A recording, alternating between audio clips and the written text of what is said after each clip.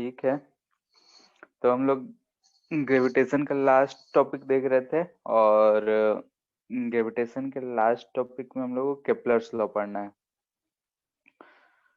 ठीक है, तो इसको खत्म करते हैं, फिर अगर कुछ डाउट होगा इस चैप्टर का तो उसको देखेंगे, और फिर उसके बाद नया चैप्टर शुरू करेंगे, सिंपल हार्मोनिक मोशन। तो पहले हम लोग देखते हैं कि ग्रेविटेशन में केप्लर्स लॉ। तो उससे पहले कि इलिप्स, जैसे एलिप्स क्या होता है ये सबको पता होना चाहिए। ठीक है, तो हम लोग लास्ट क्लास भी देखे थे कि इलिप्स अगर इलिप्टिकल शेप है ऐसा हम लोग बोलते हैं, इसको इलिप्स बोलते हैं। इसमें दो एक्सिस होते हैं, सर्कल भी इसी का एक फॉर्म बोल सकते हैं हम लोग, और इसमें दो फोकस होता है। जैसे कि इसको हम बोल रहे हैं F1, इसको बोल रहे हैं F2, इसको हम फोकस बोल रहे हैं। ठीक है, और ऐसा कुछ इलिप्स होता है, और इसके बारे में कुछ कुछ पॉइंट्स जैसे ही किसको बोलते हैं, ये सब चीजें हम लोगों ने लास्ट क्लास देखा था। तो डायरेक्ट आते हैं हम लोग केप्लर्स लॉ पे, जो कि 9th क्लास में भी पढ़े होंगे। ठीक है, हाँ, हेलो, आ रहा है सर आपका आवाज।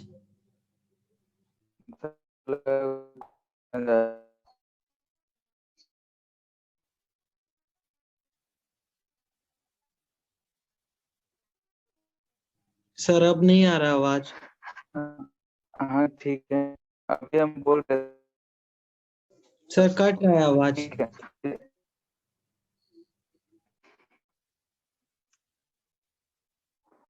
ठीक है, हमको भी लग ही रहा है कि हम 20 से कर रहे थे। अब आ रहा है अभी, ठीक है। बहुत कट कट के आ रहा है। सर कुछ नहीं समझ में आया। नहीं आ रहा सर स्क्रीन भी नहीं आ रहा।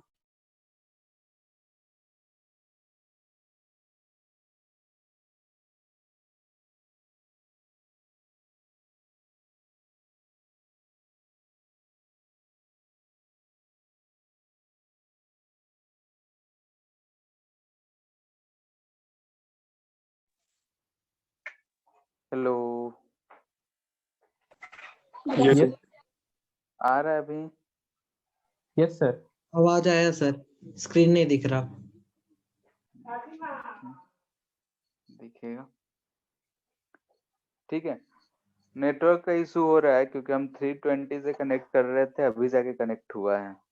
ठीक है, देखो क्या होता है, ज्यादा डिस्टर्ब ना हो तो अच्छा है। ठीक है, तो हम लोग केप्लर्स लॉ देख रहे थे, 9th क्लास में हम लोगों ने पढ़ा था इसके बारे में। और केप्लर्स लॉ 3 लॉ होते हैं बेसिकली, जो कि प्लैनेटरी मोशन के अबाउट में होता है। इट इज अबाउट, अगर बोले तो जो प्लैनेट हैं सन के राउंड में रोटेट कर रहे हैं, उन्हीं के मोशन के बारे में ये बताता है।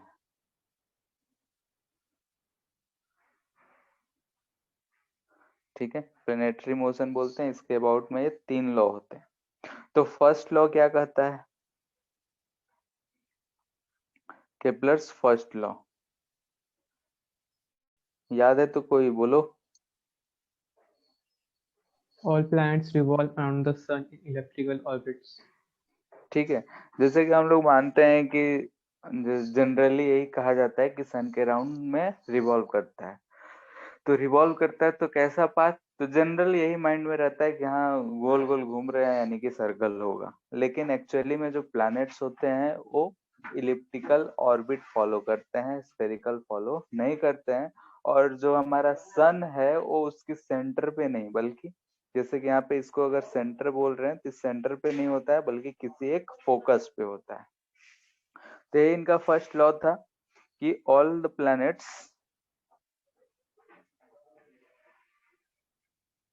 Move around the sun in elliptical orbit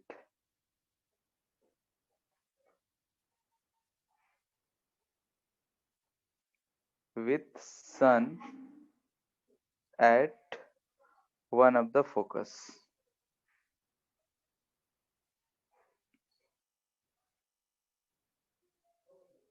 ठीक है, यानी कि सन किसी एक फोकस पे रहेगा, यानी कि अगर हम ये इलिप्स की बात कर रहे हैं तो ये इसके दो फोकस हो गए। तो सन किसी एक फोकस पे स्थिर है जो हम एस से लिख रहे हैं, और प्लैनेट जो होगा ये हम पी से लिख रहे हैं। ये इस ऑर्बिट में इसके चारों ओर मान लेते हैं कि ऐसा रिवॉल्व कर रहा है। ठीक है, ऐसा है। तो इस ऑर्बिट में इसको मूव कर रहा होगा, सन एक जगह पे होगा। ठीक है, जैसे सीजन चेंज होता है, गर्मी ठंडी, तो इसकी वजह से भी होता है कि यहाँ पे अगर आ रहे हैं, जिसको हम लोग बोले थे कि ये पेरिजी होता है और ये अपोजी होता है। तो पेरिजी सबसे नजदीक है तो उधर समर सीजन चलेगा, अपोजी सबसे दूर है तो विंटर सीजन चलेगा। ऐसा भी है। खैर, वो सब अलग कहानी है। यहाँ पे हम लोग ये बोलेंगे कि सारे जो प्लैनेट्स हैं जैसे अर्थ, तो वो सन के अराउंड में जो मूव करेगा वो सर्कुलर नहीं होता है बल्कि एलिप्टिकल होता है। और सन जो होगा वो किसी एक फोकस पे होगा, यानी कि दो फोकस है तो दोनों में से किसी एक पे होगा और उसके अबाउट में ये घूम रहा है। इसको हम लोग लॉ ऑफ ऑर्बिट भी कहते हैं। इस ऑर्बिट में घूमने के लिए बताया जा रहा है, तो हम लोग first law, Kepler's first law को हम लोग बोल देते हैं कि लॉ ऑफ ऑर्बिट भी कहा जाता है। ठीक है, केपलर्स लॉ ऑफ ऑर्बिट भी दूसरा नाम। सेकेंड लॉ केपलर्स के चल रहा है, तो केपलर्स की सेकेंड लॉ की बात कर रहे हैं हम लोग। सेकेंड लॉ क्या बोलता है, बोलो। Area Laws swept of areas. ठीक है, इसको अलग से हम लोग लॉ ऑफ एरिया भी बोलते हैं इसको। तो केपलर सेकेंड लॉ या केपलर्स लॉ ऑफ एरिया भी बोलते हैं। तो ये क्या कहता है कि अगर हमारा प्लैनेट है, जैसे कि अगर हम मान लेते हैं कि एलिप्स है, ठीक है, ये एलिप्स हो गया, यहाँ पे हमारा सन है और मान लेते हैं कि ये प्लैनेट, तो यहाँ से हम इसको यहाँ से मिलाएं और इधर की तरफ आ गए। ठीक है, तो यहाँ से कहता है कि अगर ये जो line joining sun and planet है ये इधर की तरफ ऐसा मूव कर रहा है, किसी हम फिक्स टाइम की बात करें तो हम मान लेते हैं कि यहाँ से 1 से 2 पे गया और 3 से 4 गया सेम टाइम में। यहाँ भी टाइम मान लेते हैं टी लगा है, यहाँ भी टाइम टी लगा है। अगर उस सेम टाइम में ये जो पॉइंट 1 से पॉइंट 2 पे प्लैनेट गया है तो ये एरिया इसने स्वीप करा है, यानी कि जो line joining sun and planet है वो ये एरिया स्वीप करा है। उसी तरीके से हम यहाँ देख सकते हैं कि जब वो 3 से 4 जा रहा है तो ये एरिया स्वीप करा है। दोनों जगह हमने टाइम सेम रखा है। ठीक है, अगर हम सेम समय की बात करें तो जो लाइन ज्वाइनिंग है उसके बारे में कहा जाएगा कि वो इक्वल एरिया स्वीप करेगा, यानी कि इक्वल एरिया वो कट करेगा, बाइसेक्ट करेगा, ऐसा कर सकते। बाइसेक्ट नहीं, स्वीप करना अलग चीज हुआ। ठीक है, तो स्वीप करता हुआ हम लोग बोलेंगे कि जो प्लैनेट है अगर वो सेम टाइम इंटरवल की हम बात करें तो जो लाइन ज्वाइनिंग प्लैनेट एंड सन है स्वीप्स इक्वल एरिया हम लोग कह सकते हैं। कब, जब टाइम हमने सेम रखा है। तो हम इसको ऐसे स्टेटमेंट में लिख सकते हैं कि line joining sun and planet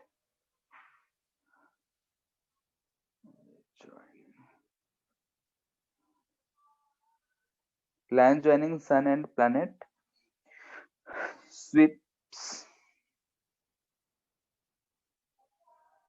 equal area in equal time interval।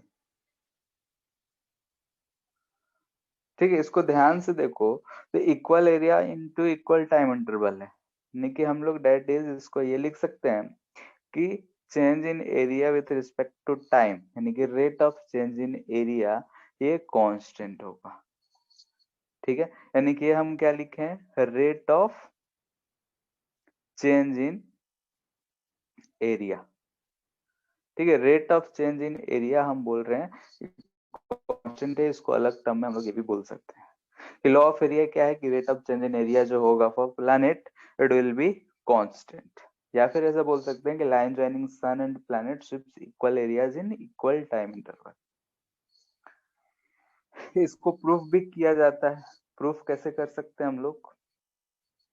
ठीक है, इसका प्रूफ देखते हैं। अब जैसे प्लैनेट है, सन है, तो सन एक जगह पे है, प्लैनेट ऐसा रिवॉल्व कर रहा है। हम प्लैनेट और एक सन को सिस्टम माने हैं कि ये हमारा प्लैनेट है, ये सन है। तो चूंकि प्लैनेट सन सिस्टम है पूरा, तो इंटरनल एक्सटर्नल फोर्सेस जो होंगे वो जीरो होगा। यानी कि हम बोल सकते हैं कि विथ रिस्पेक्ट टू सन, क्योंकि जो फोर्स लग रहा होगा ग्रेविटेशनल फोर्स इधर की तरफ लग रहा होगा, यानी कि अबाउट सन की बात करें, यानी कि हम सन पे बैठ जाएं उसके बाद टॉर्क लगाएं प्लैनेट पे, तो ये जीरो होगा, क्योंकि जो फोर्स है इसी से पास कर रहा है। यानी कि जो ग्रेविटेशनल फोर्स है, वो ग्रेविटेशनल फोर्स जो सन से पास कर रहा होगा प्लैनेट और सन के बीच में, और हम बोलते हैं कि रिवॉल्व जो कर रहा है, यही जो फोर्स होगा वो फोर्स प्रोवाइड कर। तो सेंट्रीपिटल फोर्स सन से पास हो रहा है, तो सन पे अगर हम बैठ जाए, यानी सन को पॉइंट ऑफ एक्सिस ले लें, तो इस एक्सिस के अबाउट नेट टॉर्क जीरो लग रहा है। नेट टॉर्क जीरो, यानी कि हम बोल सकते हैं कि एल जो होगा वो कांस्टेंट होगा। एल क्या है यहाँ पे? तो एल है हमारा एंगुलर मोमेंटम, जो पहले से हम लोग जानते हैं कि एल एंगुलर मोमेंटम के लिए लिखते हैं। तो एल, अगर ये प्लैनेट जो है मान लेते हैं किधर की तरफ v स्पीड से चल रहा होता, ठीक है, तो ये सन से ज्वाइनिंग वाला हमारा आर वेक्टर होता, ये दोनों के बीच में कोई एंगल थीटा होता, तो हम एल को लिख सकते थे कि M V R sine of theta होगा। ठीक है, और एल चूंकि है, थीटा चेंज हो रहा होगा, भी चेंज होगा, आर चेंज हो रहा है तो भी चेंज होगा, थीटा भी चेंज हो रहा होगा, सब चेंज होके ये जो रहेगा रिमेन क्या रहेगा? कांस्टेंट। ठीक है, इंडिविजुअली हम सिर्फ मास कांस्टेंट ले सकते हैं। यहाँ पे वी, आर एंड थीटा तीनों चेंज हो रहे होंगे, लेकिन ओवरऑल सबके प्रोडक्ट यहाँ से कि ये चीज कांस्टेंट। अब थोड़ा सा एरिया निकालने का कोशिश करते हैं, देखते हो क्या आता है। ठीक है, तो ये एलिप्स बना हमारा। लेट से यहाँ पे सन है,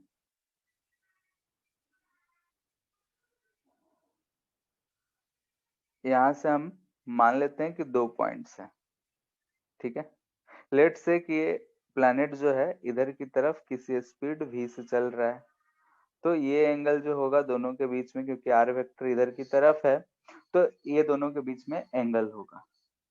ठीक है, हम यहाँ पे क्या किए, एक परपेंडिकुलर, लेट से उस समय ये डिस्टेंस आर रहा होगा। ठीक है, तो ये बहुत ही स्मॉल टाइम टी में, जैसे कि फॉर स्मॉल टाइम हम लिख रहे हैं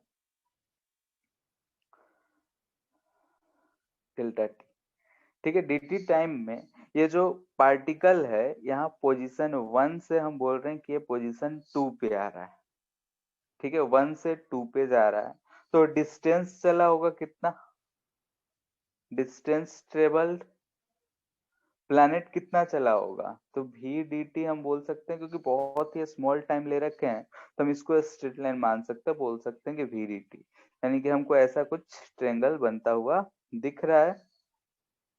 और ये जो एंगल है, ठीक है, ये जो एंगल है वो हमको दिख रहा है, यहाँ से हम परपेंडिकुलर ड्रॉ करे हैं, और ये जो एंगल है हमको दिख रहा है कि पाई माइनस थीटा है।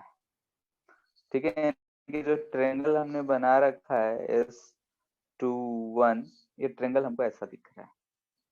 ठीक है, ये जो डिस्टेंस है ये हमने r माना है, और ये जो डिस्टेंस है 1 से 2 तक, ये हम बोल रहे हैं कि जो है v dt के बराबर है, क्योंकि बहुत ही स्मॉल टाइम है, तो उस कर्व को हम एक छोटा सा स्ट्रेट लाइन मान सकते हैं।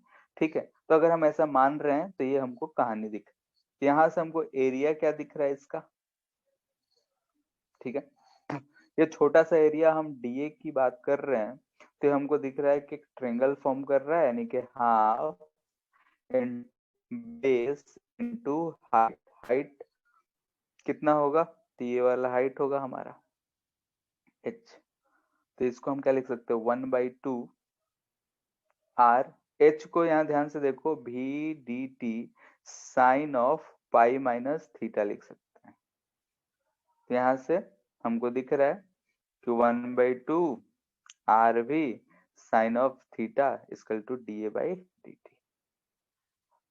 यहाँ तक हमको मिला इससे। अब यहाँ पे हम अगर देखें तो D A by D T जो होगा, ऊपर नीचे हम m से अगर मल्टीपल कर दें तो m भी आर साइन थीटा ऊपर दिख रहा है, नीचे 2m दिखेगा। m कट सकता है लेकिन हम ऊपर नीचे मल्टीपल कर रहे हैं, तो दिस इंप्लाइज ए ऊपर वाला टर्म देखो तो ये l दिख रहा है। l भी कांस्टेंट, m भी कांस्टेंट, तो हम यहाँ से बोल सकते हैं कि ये भी कांस्टेंट।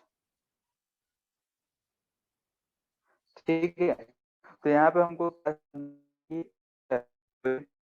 है वो ऐसा स्पीड से चलता है कि अगर हम सेम टाइम इंटरवल की बात करें तो वो इक्वल एरिया बार बार स्वीप करेगा।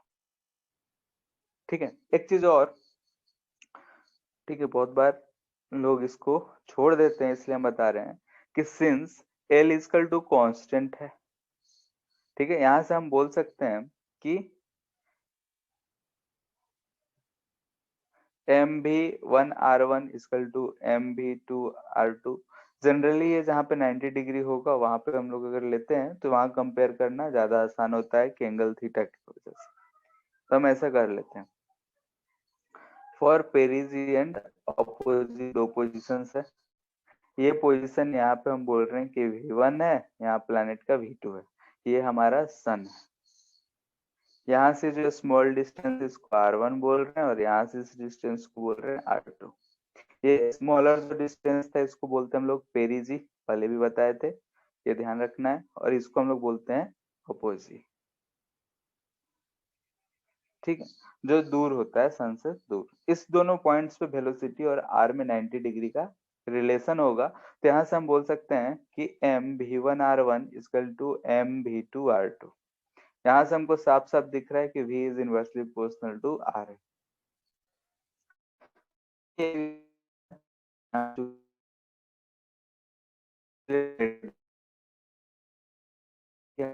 सर आवाज कटने लगा।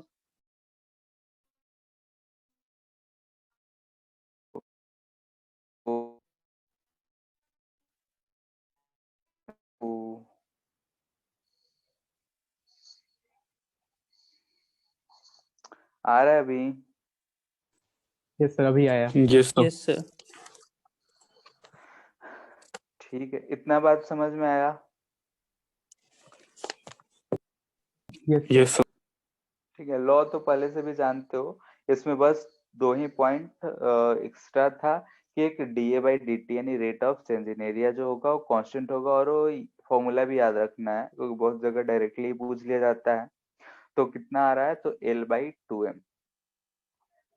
ठीक है, अब फिर वेलोसिटी और रेडियस की बात करें तो भी यहाँ पे दिख रहा है कि इनवर्सली प्रोपोर्शनल टू r है। जनरली यहाँ पे मिस्टेक हम बता रहे हैं कि हम लोग क्या सोचते हैं कि ये सन हो गया, यहाँ से r दूरी पे प्लैनेट घूम रहा है, इधर की तरफ v है, इधर की तरफ भी mv² r जो होगा ये gm1m2/r² लिखते हैं। तो यहाँ से स्क्वायर का टर्म आ जा रहा है, यानी कि भी एक कट जाएगा, अंडर रूट आ जाता है, लेकिन यहाँ पे ऐसा नहीं है, B is inversely proportional to r आ रहा है। और यहाँ पे एंगुलर मोमेंटम का रिलेशन लगाकर ही कभी भी वेलोसिटी और रेडियस में पूछे तो यूज करना है। अगर इन दोनों पॉइंट्स के पूछे तो आराम से हम लोग ऐसा बोल सकते हैं। बाकी जगह कंपेयर करने दे, क्वेश्चन के हिसाब से अकॉर्डिंगली ही यूज कर लेना है। थर्ड लॉ, थर्ड लॉ क्या है बोलो? T²/r³ equals to constant. Law of periods बोलते हैं इसको। ठीक है, टाइम पीरियड के से रिलेट करता है। टाइम पीरियड बोलते हैं कि कितने, मतलब कि एक रिवोल्यूशन करने में कितना समय लगता है। जैसे कि इसके बाद प्रूफ तो हम लोग पहले भी करे थे, तो इसको हम डायरेक्टली लिख रहे हैं लेकिन यहाँ पे जो है हमारा इलिप्टिकल है, तो इलिप्टिकल के केस में हम लोग बोलेंगे कि टाइम पीरियड ऑफ रिवोल्यूशन, ठीक है, जिसको कैपिटल टी से लिखेंगे, ऑफ अ प्लैनेट,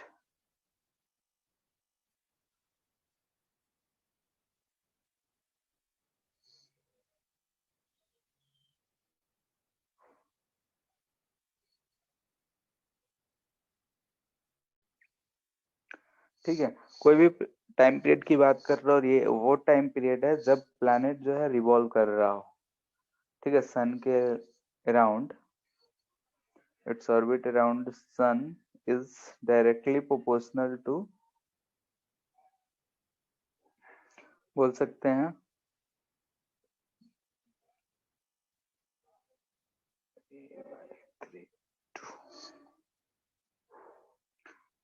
ठीक है। ए जो है यहाँ पे क्या है, सेमी मेजर एक्सिस,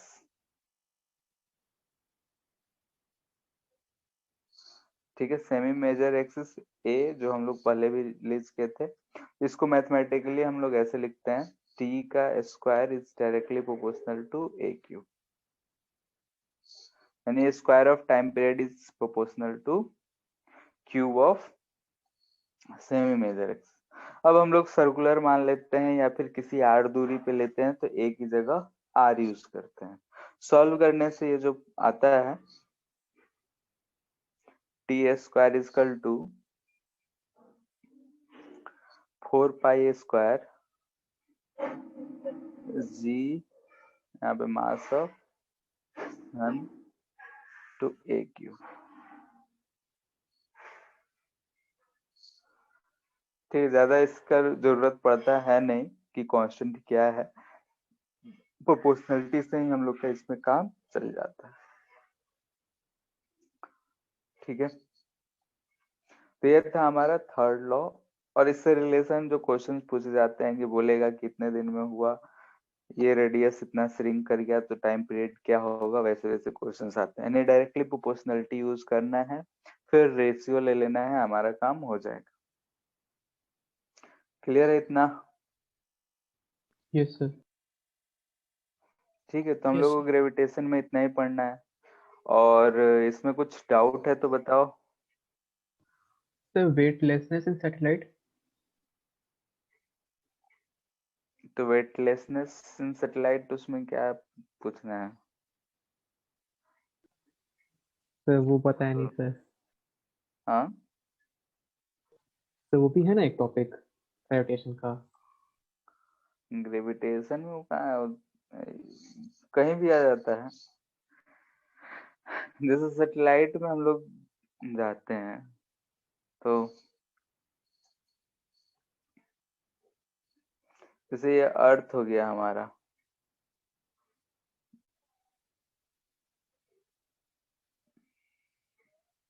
ठीक है। यहाँ पे अगर हमसे बोल रहा है कि वेटनेसनेस इन सैटेलाइट का पूछ रहा है, तो वेट जो हमेशा मेजर होगा वो क्या होगा, नॉर्मल, ठीक है। यानी कि यहाँ पे इधर की तरफ इस पे नॉर्मल लग रहा होगा, नीचे की तरफ ग्रेविटेशनल फोर्स लग रहा होगा, ठीक है। तो वेटलेसनेस कब आएगा, और एक बाहर की तरफ सेंट्रीपिटल फोर्स होगा, तो ये नॉर्मल जब 0 हो जाता है तो उस कंडीशन को हम लोग बोलते हैं वेटलेसनेस,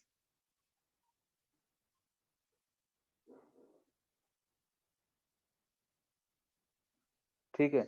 और नॉर्मल 0 कब होगा, यहाँ से बताओ, जब ग्रेविटेशनल फोर्स किसके बराबर हो जाए, सेंट्रीपिटल फोर्स के। तो ग्रेविटेशनल फोर्स ही तो सेंट्रीपिटल फोर्स प्रोवाइड कर रहा है ना। हाँ, तो G m1 m2 by R square equal to mv square by R रखेंगे। अब इसका वेलोसिटी हम मान लेते हैं कुछ भी रखे हो, उस वेलोसिटी के हिसाब से ये अगर आर रहेगा, ठीक है।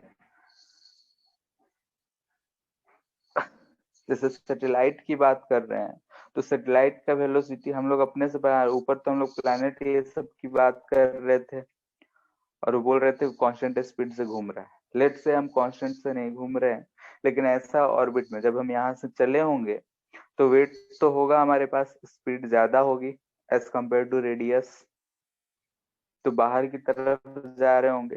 वेटलेसनेस का कंडीशन तब आएगा जब हम ऐसे ऑर्बिट में घूम रहे होंगे जहां पे ग्रेविटेशनल फोर्स जो है सेंट्रीपिटल फोर्स को बैलेंस कर ले।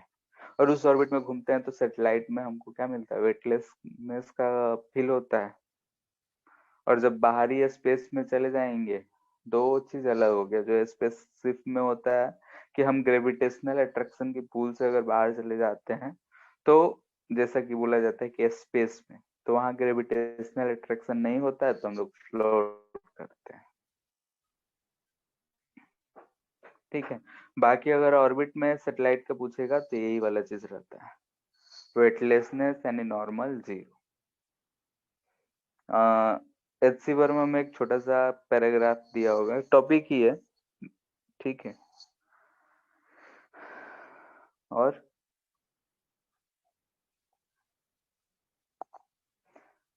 और किसी को अभी तक तो बुकलेट से बुकलेट बना लियो? तो पूरा नहीं बना, जो बना हुआ है। ठीक है, तो बुकलेट का और ये एच सी वर्मा बोले थे उसको कंप्लीट करो, उसको मंडे को डिस्कस कर लेंगे। ठीक है, क्योंकि इधर एसएचएम का कुछ पोर्शन कवर करना है। 31 को एग्जाम है केवीपीवाई का।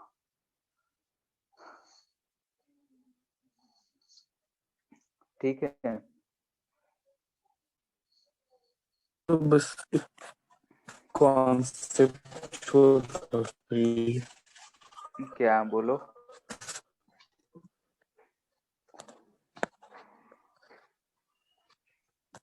सब क्वेश्चन है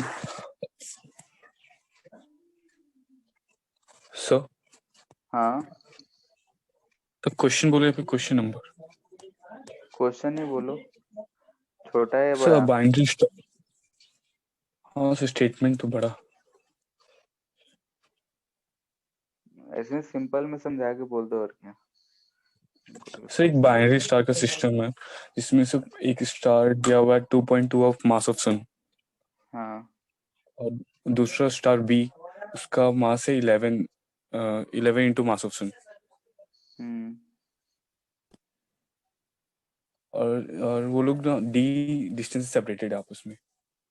हम्म। और उन लोग सेंटर ऑफ मास पे वो लोग रोटेट कर रहे हैं अपने सेंटर ऑफ मास पे। तो पूछा sir angular momentum of total angular momentum system का, और उस एच सी वर्मा रोटेशन का क्वेश्चन कर लियो? सर रोटेशन का हाँ। सो रोटेशनल मोशन का ना। हाँ, हाँ सर। क्वेश्चन नंबर 39 या 38 के आसपास में कोई होगा, एक्यूरेटली नहीं पता है। एक देखना दिया हुआ है जिसमें रिड्यूस मास का यूज होगा। बोले भी थे वो, क्वेश्चन बताए थे तब कि इसको ग्रेविटेशन में बाइनरी सिस्टम में देखना, ये क्वेश्चन मिलेगा। Yes sir.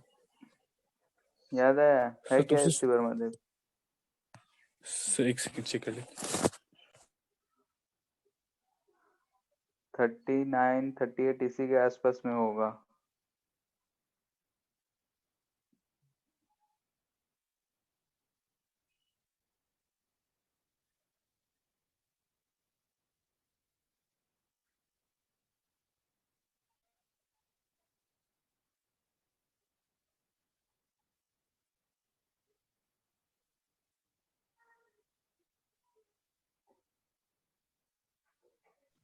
The question 49.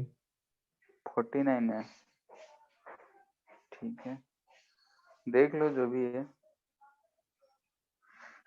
उसमें डायरेक्टली फॉर्मूला दे रखा है।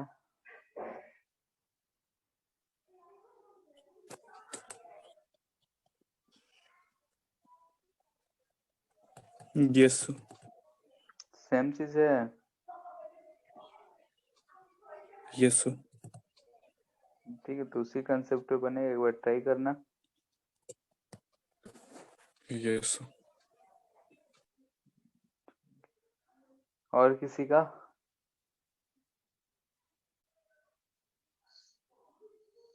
सर एक सेकंड।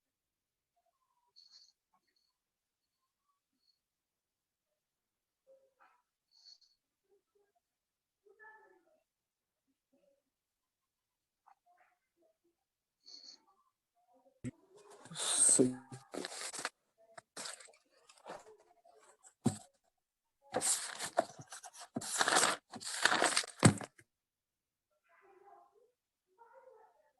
so, हम्म